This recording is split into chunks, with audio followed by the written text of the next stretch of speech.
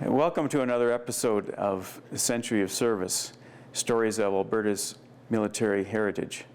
I'm Captain Don Gerling, CIC Army, and today with me I have Lieutenant Colonel retired Robert McKenzie, and it's our pleasure to interview Frank Simmons, who is a naval seaman AB. On a Canadian ship. Yeah. Welcome, Frank. Glad to be here. Thank you. So I understand that you were born and raised in Medicine Hat. Yes. And that you had an interest early on with boats. Is that true? Yeah, all my life. Not big boats either, just the little paddle-type boats. And you had a couple of those that you owned growing up, I understand. Before the war, yes. Whereabouts did you boat around Medicine Hat? Well, mostly off of that, between where did you know where the old ice house was? Yes. Well, between there and Down by City Hall? down, yeah, and down towards Strathcona Centre. Mm-hmm. Unless we went by the rapids at the ice house, there was a set of rapids there. We'd go up to the swimming hole at just across from the powerhouse. Powerhouse, yeah. And it was called the Nudist Colony. Yeah. And they had a diving board and everything there. But in the main part of the river that we used to spend most of our time in, I don't know whether you knew the Simpsons. Mm-hmm. Pete Simpson is an alderman. Mm-hmm. Well, I think his dad, he was an engineer up at the powerhouse. Mm-hmm. Well, he got hold of a bunch of timbers up there. I don't think he was supposed to get hold of them. And they floated them down to where Dr. Campbell lives. And they built a raft. And they had a raft out there with a diving board and everything in the middle of the river. And the cable's still laying on the bottom. And So that was in the late 30s, early 40s? well, mostly in the 40s, yeah. I have a question, Frank. How did somebody from the middle of the prairies end up in the Navy?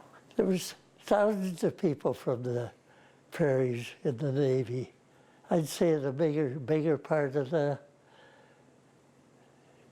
Navy population was Prairieite. Mm-hmm.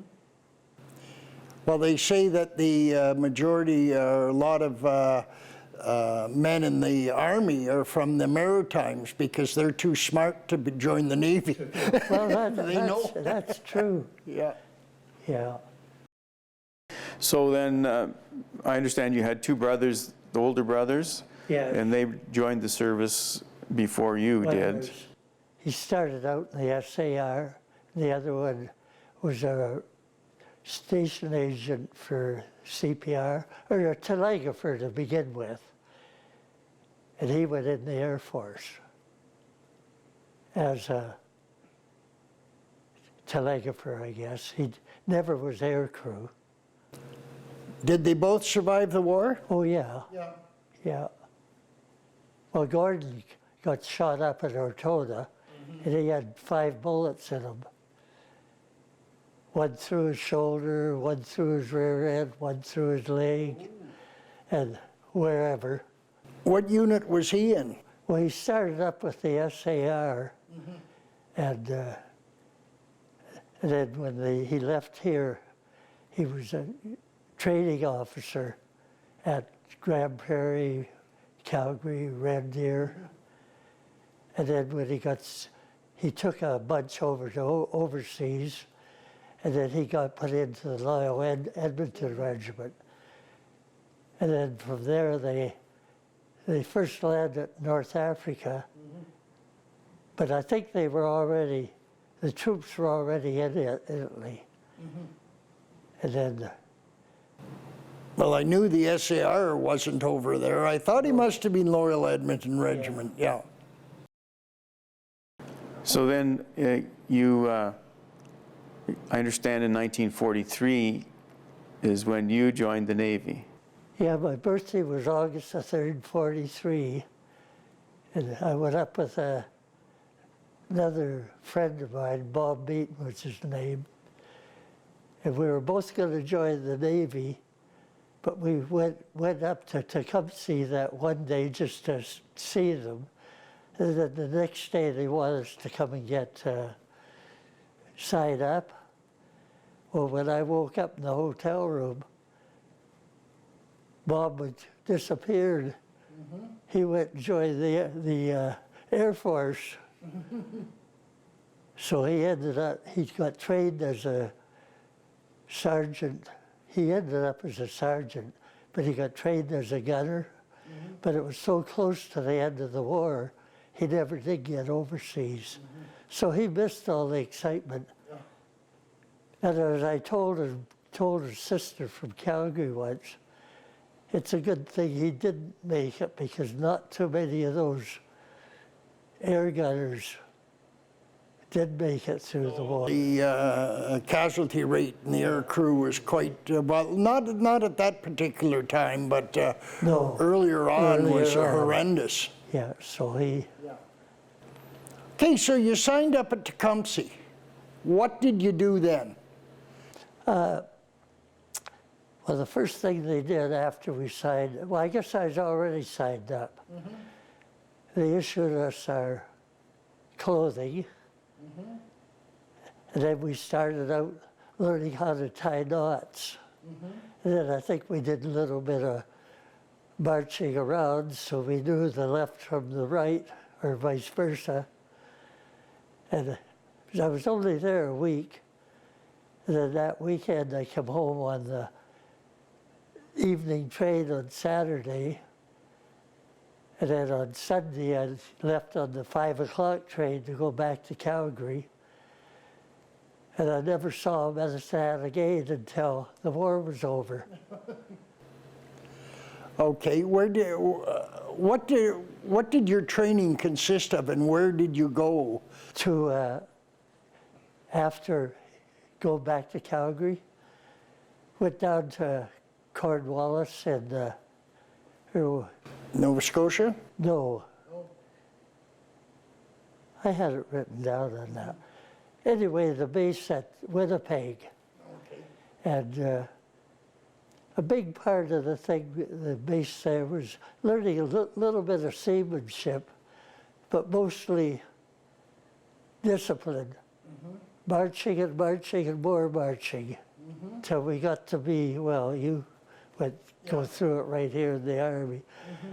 till you learn to handle a rifle and march in all as one, more or less. Okay, what trade did they identify for you? I didn't go to any trade. It's just a seaman trade. And what does the seaman trade involve? Well, maintaining the ship, lookout. Mm-hmm. We were trained to shoot all our armament. Mm-hmm. The twin Oerlikons. Our twin Oerlikons were quite special on there. They were in like a little box you climbed up in, and it was motorized. Mm-hmm. So you could just steer the thing how you want it. Mm-hmm. And it had a big, the Oerlikons had a big sight on it with the different marks. Mm-hmm. Well, each mark designated distance. Mm-hmm. If you were shooting at an aircraft and you figured it was going so fast, mm-hmm. you'd use that. To calculate the lead on the aircraft? Yeah, more or less. We never ever had a chance to do that, but mm-hmm. we started up the Oerlikons quite often, though. Anytime it was action station, they were they were electrified. Mm-hmm. And then behind, towards the tail end of the ship, about halfway back from, about 3/4 of the way from the front, we had a 12-inch gun, and it had a shell on it about that big. And they were manufactured in Ogden, Calgary, I understand. Maybe some of the shells were made here in Medicine Hat, because we did have a plant that made shells, yeah. And then behind that was the depth charge throwers, and then the bracket that held the ones that were dropped off the back. And when depth charged when they were shot off, there was 10 at a time. I think That was the Hedgehog, wasn't it? no, the Hedgehog was on the front of the ship. Okay. And the depth charge was on the back. It was on, but the Hedgehog was more accurate. And one thing we did just by our ASDIC, they knew how deep a submarine was. So we were told what to set there was a little gauge on the Hedgehog. You could set it for different depths for going off. And then you were supposed to get a submarine there. So you calculated the depth and the... We were told, we were hooked up with the bridge. We were told how to... In fact, some of the ships at the first of the war, they preset their depth charges. And then when the ship got hit and sunk, numerous people got blown up because these depth charges, as soon as the ship went down to that depth, they went off. So they learned by air, I guess. There's quite a surface effect when they go off. Oh, yeah. Well, I've been in our mess when we did fire, when the upper deck people they were told to, sometimes we drop depth charges in a big rush, so they didn't even bother having action stations or anything. But I know this one time our ship was, I think it was going a little slow and it lifted up, but we had asbestos insulation on the ceiling of the mess room. A lot of that just fell right off the roof. Because of concussion. And light bulbs and everything were even came out. Did you think you were hit? No, we knew what was happening, but you could feel the ship lift up though. It was sort of that was a funny feeling. Okay, you trained on the Prairies. Where did you go after Winnipeg? Down to Cornwallis at Digby. Digby, Yeah, Nova Scotia. right across from St. John. And there we did a little bit of everything. Marching, spent an awful lot of time on they had a whole shed full of heavy guns. Some of them were the twin type that we had on the ship. And when you went in there for that training, you just hollered the top of your voice. By the time you come out of there, you were darn near deaf. So you learned how to maintain the guns and clean them and... Well, anytime there was, the gunners usually maintain their own guns, but being an AB, if you were busy at the time, you'd probably go and have help them out. So everything was well maintained. So was it at Digby then that you got assigned your ship? No, I went to Halifax. The base there, I think, was called Strathcona. And I wasn't there very long. It was just sort of a manning pool. And that's when I got onto the ship, And what was the name of your ship? Thetford Mines. I always tell people I was on a French ship, but it was from the asbestos area of Quebec. And what kind of ship was it? What class of ship It was it? I think they called it a river class frigate. There was different classes of frigates. And I don't know how they ever got the name. It seems to me I've read how they just decided to call them frigates, but they were quite a bit longer than a corvette. They had twin propellers. That didn't make them that much more faster, but they were probably more efficient. They had a cruising range of 7,000 miles, which that was probably at a low designated speed. I don't think that if they went full out, they probably couldn't even go half that. Okay, was it a fairly new ship?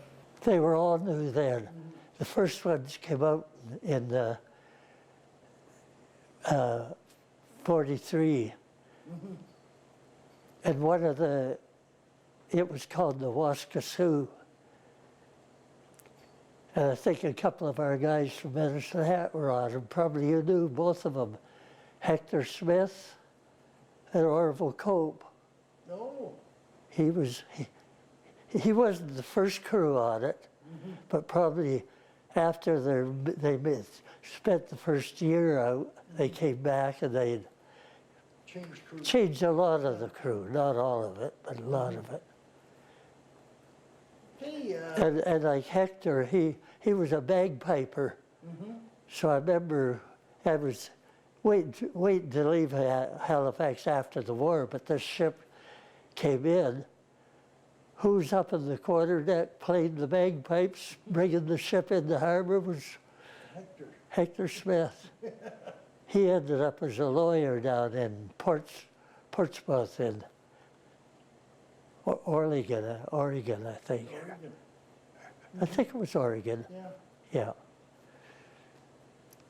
okay, how long was it from the time you enlisted until the time you got your first ship, the Thetford Mines? I'd say roughly 6 months. Okay. So you were training this time, learning your job. From Strathcona, when I first got the first trip we made on the ship was down to Bermuda. Oh, so you really suffered. It was hot down there, yeah. No air conditioning on the ship. Not really, yeah.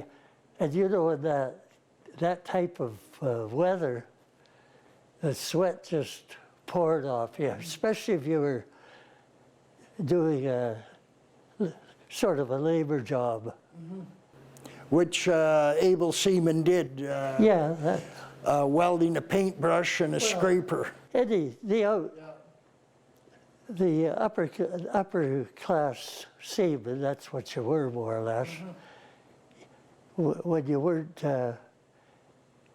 you maintained the ship when you had time to maintain it. And every morning on the ship, regardless what watch you were on, or even if you were up most of the night, they'd march out to the quarterdeck, and you were designated to go and do a job, go down and clean up your mess, or they give you a paintbrush, go and do a little painting so the ship wouldn't get rusted up. Well, that was usually 2 hours. And then after that, the afternoons, you could either take it easy because you were changing. I think, I'm not sure now, I sort of forget. I don't know whether we had 2 watchers or 3 watchers.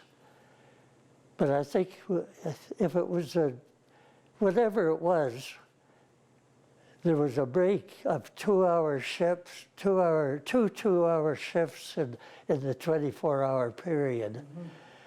And the way it worked out, every day was different. You didn't have the same time, the same day. So what was the ship's job in Bermuda? They had a submarine there, and we used to go out with it to see if we could find it. And then we'd drop dummy depth charges on it. Well, if we made a hit, they'd hear the hit. If we didn't. And then another thing, the Americans were there too at the same time. So one afternoon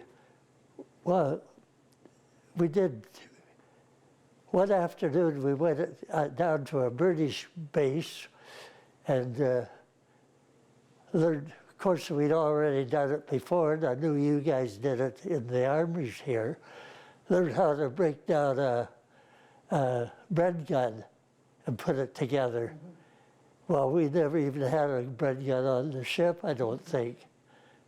But anyway, we went out to this naval base, or a gunnery base. It was right on the shoreline, and we'd have aircraft pulling a drone, and we had a chance to shoot there, which we never had either. I think they were called Bofors. Yeah. A 50 millimeter gun, anyway. We'd shoot at these drones,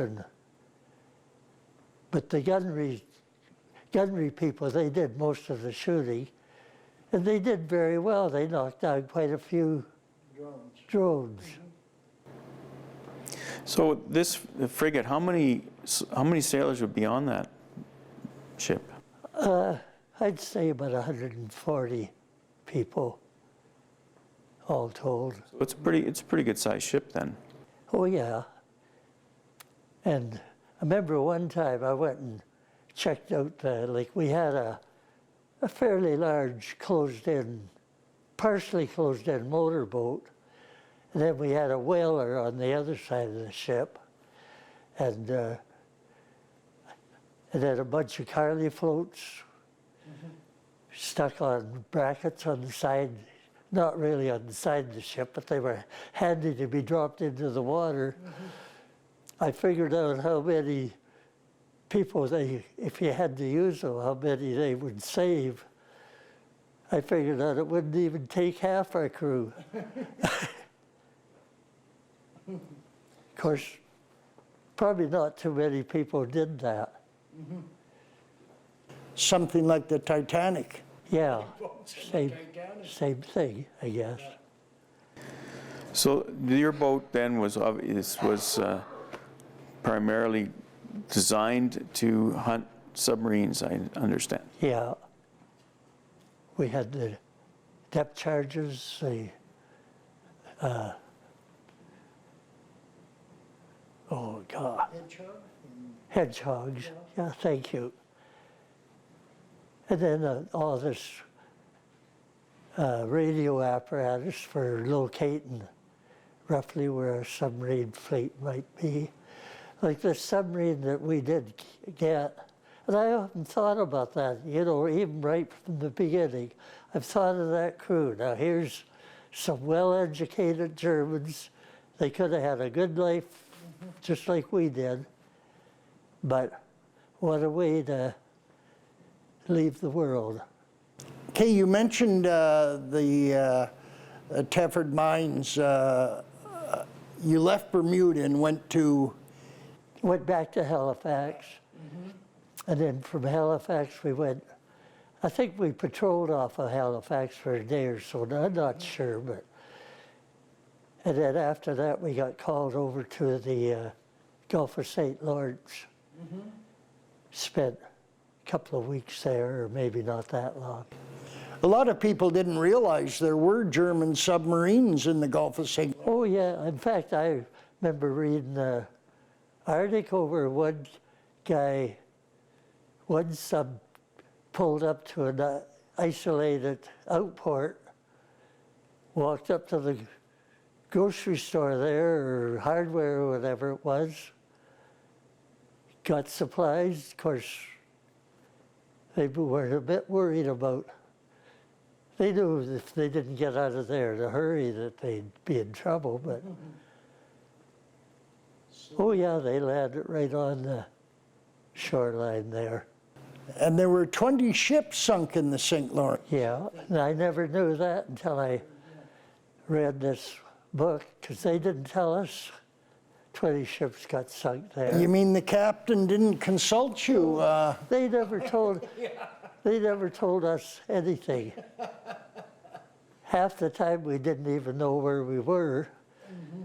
But in the hallway above our mess, we had a console or a radio anyway. Anybody could take onto themselves to go up there and play records. It was broadcasted all through the ship, or play the radio. Or lots of times we'd tune into the American well, they had their own radio stations. And we used to listen to Mark Kennedy when he was there. Yeah.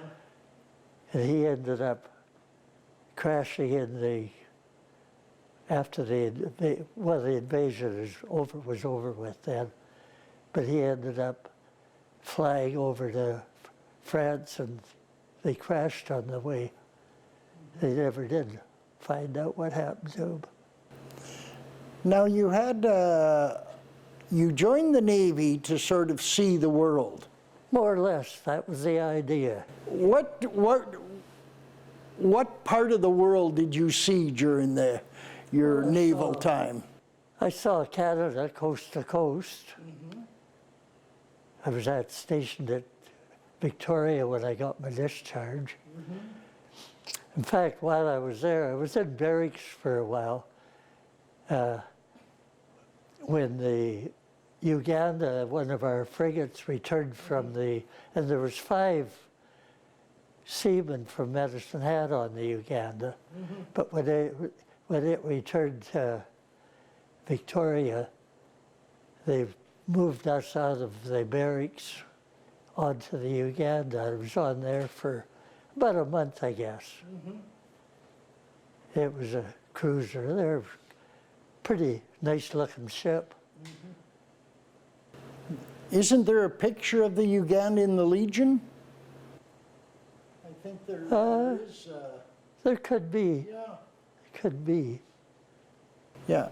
Okay, so you saw Canada coast to coast. Coast to coast, yeah. What are your experiences overseas? Where did you go? Well, while we were there, after we made that run to Scapa Flow and up to the along Norway, and well, anyway, it was in the fall we went over there. Well, at Christmas time we went into the Londonderry, and half the crew got a few days leave. So they gave you had tickets and everything to go wherever you wanted, Edinburgh, London. Well, I didn't go on the first leave, and then after the next layover like that, I had leave to go to London. So that's... What do you remember about London during the war? Well, I was quite interested in the subway. What do they call it? The underground? Yeah. Where people, a lot of them spent the whole war sleeping down there. Because that was their air raid shelter. Another thing I remember about it, out of our hotel room, and the hotel room was run by wherever we were, Cartwright Gardens, I think was the name of the area. I remember looking out the window, and you could see these hundreds of planes going on these 1,000-plane raids flying over London. And that was, I'd say it was around February, April. I'd say in February sometime. But generally, when you were on a ship, you were off the coast of the country. Oh, yeah. I mean, you never landed in Norway. No. And you were up to towards Russia. What are the experiences on the ship? What sort of jobs did you do when you were underway? Well, on that, one of the things we did, like out of our, I'll call it the kitchen, where they cooked the meals. Of course, they had a big door that opened up onto a little platform. You could even be up there peeling potatoes for the crew.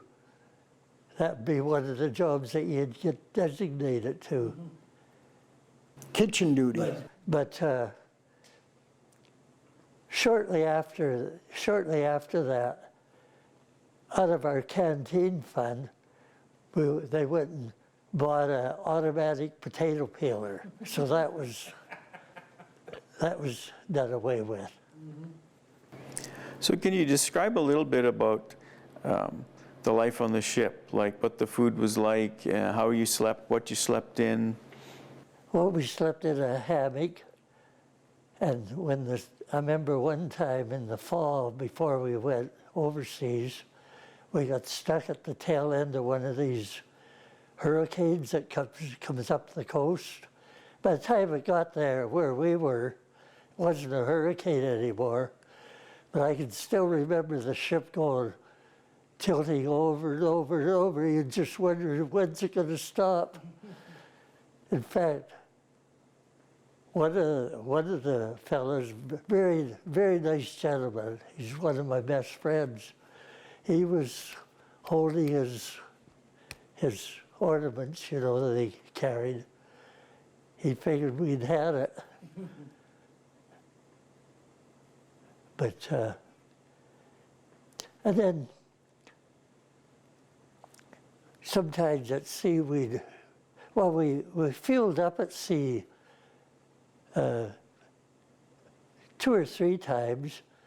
Well, what we'd do is get behind a tanker, and they'd put out this big hose. It must have been pretty long. I don't know how far they were away from us. We'd pick it up. That's how we'd get our fuel. Or a ship maybe coming out to where we were, they'd run along beside us, maybe 30, 40 feet away. They'd shoot a cable across from ship to ship. If we needed our depth charges to be replenished, they'd put depth charges over on a cable. We got our mail that way. And we were pretty well kept up with the most modern theater shows. So a couple of times a week, they'd start up the machine we had, and we'd watch a movie in the afternoon. It was a hard life. Don mentioned about the food. How was the food during the war? We were very fortunate. We had very good cooks. I'll call them chefs because they were chefs. They made a point of putting out good food. Some of the English canned vegetables and that we got weren't very good, but they couldn't help that. No. But all our meat came from Australia. And we had a refrigerator. I never ever did see where it was, but we had one anyway. But the meat come in a big square block, more or less for shipping, I guess. And they'd thaw it out. And we always had the odd, and at Christmas time, we really had a lush meal put on for Christmas. They sent over turkeys and everything. we had a big stockpile of flour, and to begin with, when we went out to sea, we were given Irish bread that was little buns about that big, hard as a rock. We called them depth charges. But as soon as we were out a while, most of those depth charges ended up overboard anyway. And then our cooks would make homemade bread. So I bet you that was well, appreciated. that way even in barracks, we were treated very well for food and everything. And then when we're on watch at night, especially at night, during the darkest hours, I guess, they had a big steam heated, well, like a big kettle. It'd be about that big around. Where they'd cook up cocoa in there. And then the leading seaman that was in charge of you, he'd come around to wherever you were the odd time, especially on a cold night, bring this jug of hot chocolate up for you. And it was always there for anybody that wanted to get out and help themselves and have a hot chocolate. But it was made out of pure chocolate. It was good. And it was excellent. Yeah. What is the most, you stood watches on your time. What is the most memorable experience you had? Probably when I saw this depth charge bounce along our ship. Oh, the mine. The mine. The mine that... The mine, yes. Okay, whereabouts was that? Being the Irish Sea someplace, I couldn't tell you right where it was. So the mines were... But I know it wasn't at the channel. We did go through the channel once. But the mines were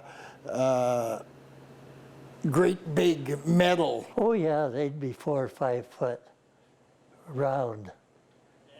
And they had these little prongs off them That were supposed to that were supposed to detonate it. Okay, you mentioned that you saw this, couldn't avoid it though. No, it was bouncing along our ship.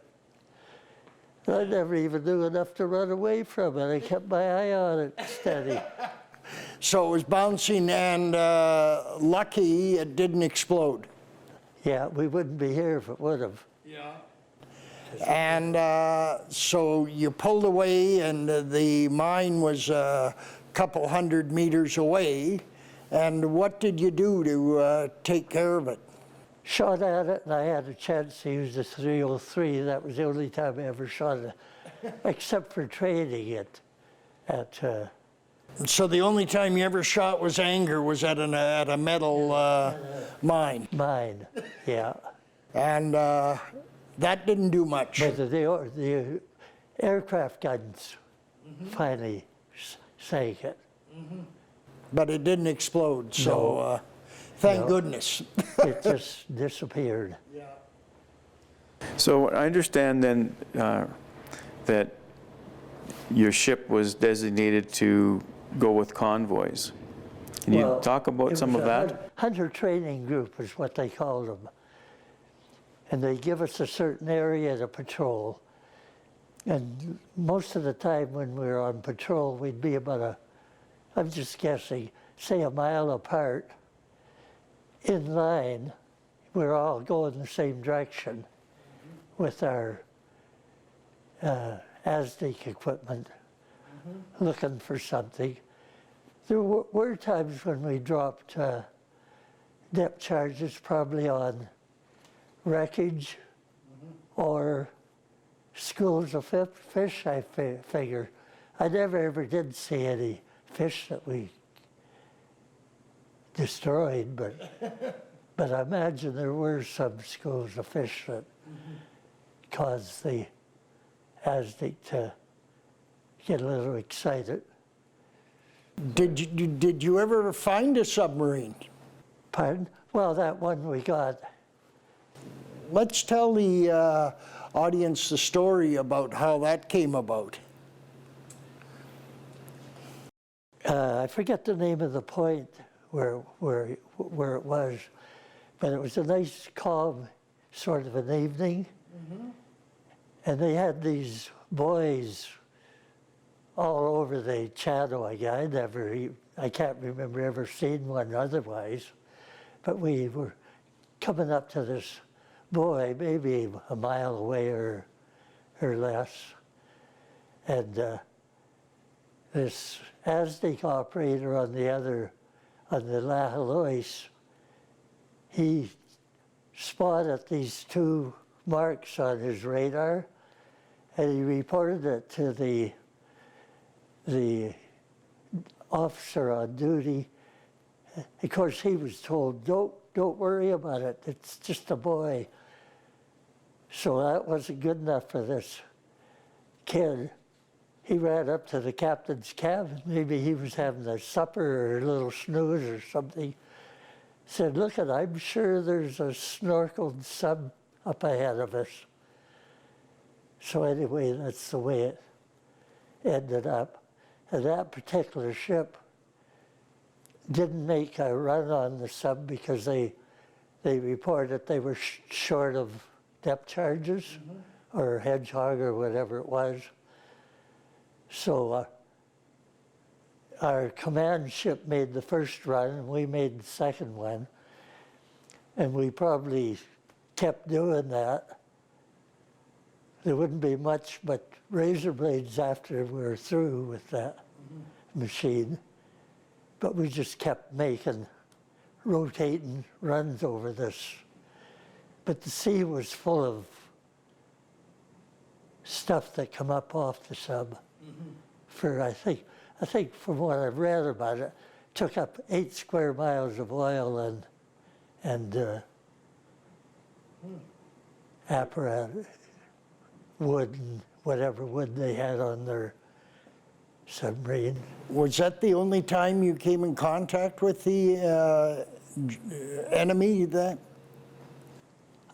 Shortly after that, we were in contact with and I read it out of the book, a submarine. It was the U-1224. And we were the closest one to it at that time. And we dropped depth charges on it. And he must have broadcast it back to Germany, because that's the way they got it written in the book. He said, pretty good aiming, because we must have come pretty close to him, but not close enough. But later on, 2 days later, a British ship got shot at him, and he had to surface at the time. Of course, because as soon as they surface, they run for their gun. And the ship that shot the torpedoes, or the depth charges at them, of course, they got their Oerlikons out. They shot this guy's hand off. Well, he'd be quarter of a mile away anyway. So anyway, he pulled out his revolver and committed suicide. So that would be the closest we got to. But the rest It's hard to say. We dropped hundreds of depth charges, so it's hard to.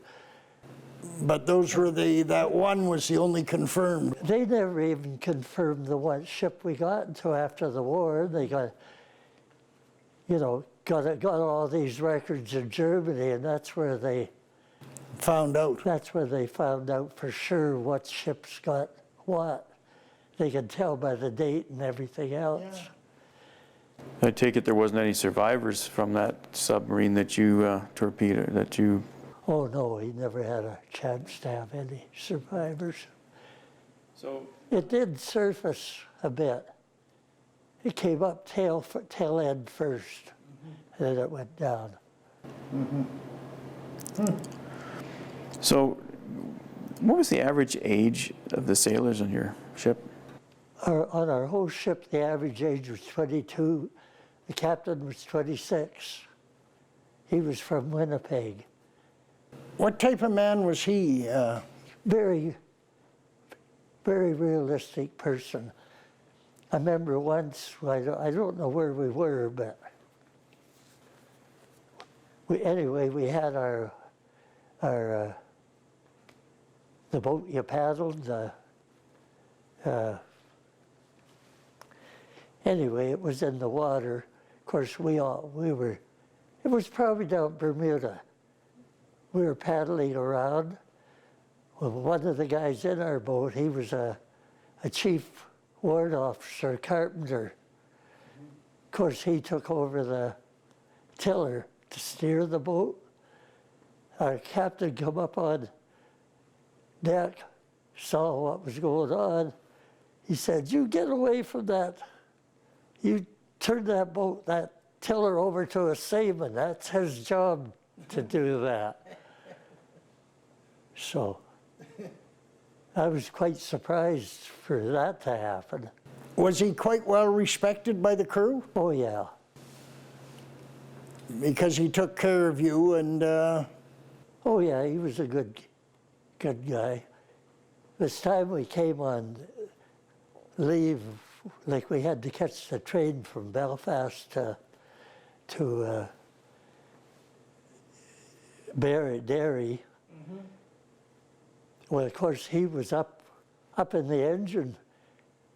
The engineer let him run the locomotive. But our crew did a lot of damage. You know, they were drinking and that and feeling pretty good. They did a lot of damage on that train. That's the trip I wasn't on. That didn't happen with us. But Did you get a rum ration during the war? I was too young for the rum ration. Oh, you're old enough to fight, but too young to drink. Yeah, they went by the 21-year. Did you ever get one? Oh, yeah. Yeah, a friend of mine, Bill Jardine was his name. He was on a ship called the Bittersweep, and he was in Londonderry at the same time we were once, and I went over there where he had his rum ration. You weren't supposed to save it, but a lot of guys did save their 2 ounces of rum a day. I understand that there was one episode where you were, I think, coming in, your ship was in close to shore, and there was some Germans in their rubberized boats. Well, that's when we picked up the ones that ran into one of our frigates. And of course, they went down, they stayed down there over a day, and then they figured, well, it's safe enough to come up. And then when they come up, they looked at their ship, they knew they weren't going to make it to Germany, so that's when they vacated the sub. And then we were into Londonderry for a couple of hours for a repair job, and of course they were shooting flares. They wanted help, of course, because it was in March and the water was cold. It was wintry weather. I understand there was a couple that didn't survive, and there's a bit of a story there I think would be interesting to hear. Yeah. Like when they took them off the ship, I wrote the name of the place where we landed the subs. When they took them off the ship, they were all in, like we carried survival gear with our ship. They were all in these heavy flannel pajamas. And a couple of them didn't survive, I understand. Yeah, and then we had to, they didn't want to bury them in Ireland, so we took them out to sea and buried them. What happened to the prisoners you picked up? You dropped them off in Ireland? The what? The prisoners. Oh, at the same base where all these It was just before we got to London. What we used to do, we went into a little bay, and I think it was protected by a torpedo net. They had a tanker in there. And every ship coming from sea, you had to stop by this tanker, and you fueled up. And then you went up the Foyle River to Londonderry, and that's where our naval base was. And then you were all fueled up for, if you had to leave there in a hurry, you could go. Kay, you went down to the Mediterranean a couple times. Just to Bermuda. Never got to the... Oh, the Mediterranean by Gibraltar. Yes, when we took that convoy there, we went into the Mediterranean, I'd say about 20 miles, and then turned around, come back to Gibraltar, and then we stayed at Gibraltar for 2 or 3 days, it was a well-equipped ship repair yard there. So they had a bunch of work lined up for them to work on our ship.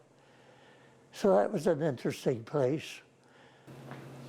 Did you go anywhere in Gibraltar? Yes.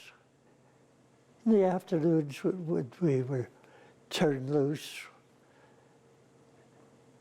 You'd go and wander around the city. I remember going up to some, I don't know how we even found it, but in the way they built their buildings there. But we went up to this place where you could buy a beer. And there was people from all nationalities up there. The Norwegians, the Americans, the whole works, they're all up there for a quick beer. And I know when we were walking around town, we'd drop into the odd barn, and they had beautiful wine there. I'm not a wine drinker, but it was either wine or port or something. Well, we had these Burberrys on, our overcoats. I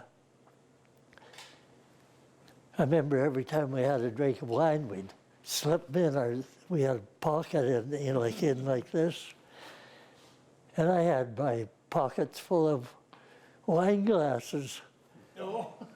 Finally, the shore patrol caught up to us, and they made us empty our pockets. So we took these glasses, empty glasses, and laid them on a windowsill on this business. It was quite the sight to see all these. I didn't think we drank that much. At the end of that day, there was a lot of drunk sailors, I can tell you that. A lot of big heads the next morning. Yeah. You remained on the ship till the end of the war? When we came back to Canada, one of the guys, in fact, he was out of our mess.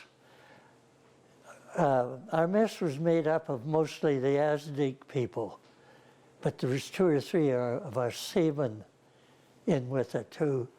Well, we all used to take turns to go up to I'll call it the kitchen, to bring down a big tray of our meals. And the sea was a little rough then. This kid slipped and he got burnt pretty bad. So he ended up in our sick bay. And then when we were around Edinburgh, a place called Greenock, they shipped him ashore there. I don't know how long I got no idea how long it was. But anyway, when it was time for us to come back to sea, or come back to Canada, we went to Greenock, we picked up him. Of course, they put him right into sick bay again. And we also picked up 150 people that were on motor torpedo. We had a fleet of motor torpedo boats over there too. Well, of course, they couldn't come back on the motor torpedo boats. They probably all got, I think they had a bad fire with those boats. A lot of them got destroyed. But anyway, we brought back 150 of them. And their job was to run the ship, and we were just cruising. Didn't have to be lookouts or anything, because we still maintained lookouts, even coming back. Okay, you arrived back and you got out of the Navy. You came back to Medicine Hat. Now, you maintained a certain amount of contact with the military. Oh yeah, I had 2 or 3 good friends.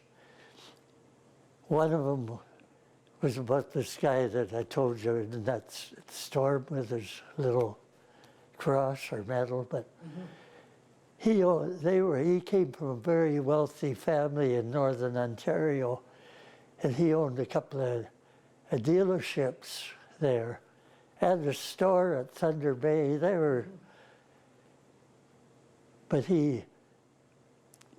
So I dropped in to visit him at his, I knew he would be at his garage. So I figured staying overnight, but I didn't get a hotel at the time. So, of course, as soon as he saw who I was, in fact, he had a General Motors dealership, and I was driving a General Motors truck. It was fairly new. And I took him outside to the truck before I even introduced myself, telling him what a crappy piece of machine that truck was. Of course, that pretty well upset him. I told him who I was. And anyway, the town of Schreiber was right by a lake, and within a mile, he had a summer cottage there. So he took us to that summer cottage. And I think before we left the garage, he phoned the butcher. All he said to him, "I want an order of the same." So here we had some nice, really nice steaks and everything. We spent the night with him, which was very nice. But you were also involved with the Navy League here in the Sea Cadets? Yes, there was a guy by the name of Stuart Tomling and Jack Simmons, Chuck Moore, and myself. We met in the lobby of the Cecil Hotel to begin with. I think after that we got a few other guys. Like Jack Simmons, he didn't stay with it because, you know, they were running a pretty lucrative business, so. But Chuck Moore, he was always, and then your Uncle Bill, he was, there used to be a building right by the Catholic Church. We put a couple of parties on there for the kids at the time. Well, Frank, we're running out of time. We could probably spend a lot more time with you, but I really appreciate your story. It's extremely interesting, and not hearing much about the Navy very often. It's quite enlightening. I want to thank you on behalf of all of us today, between ourselves, for you to share your story with us. Well, I'm very happy I could give you a little bit of information of what went on. I probably had lots more I could mention that comes to mind. This has been another episode of the Century of Service. Thank you for watching.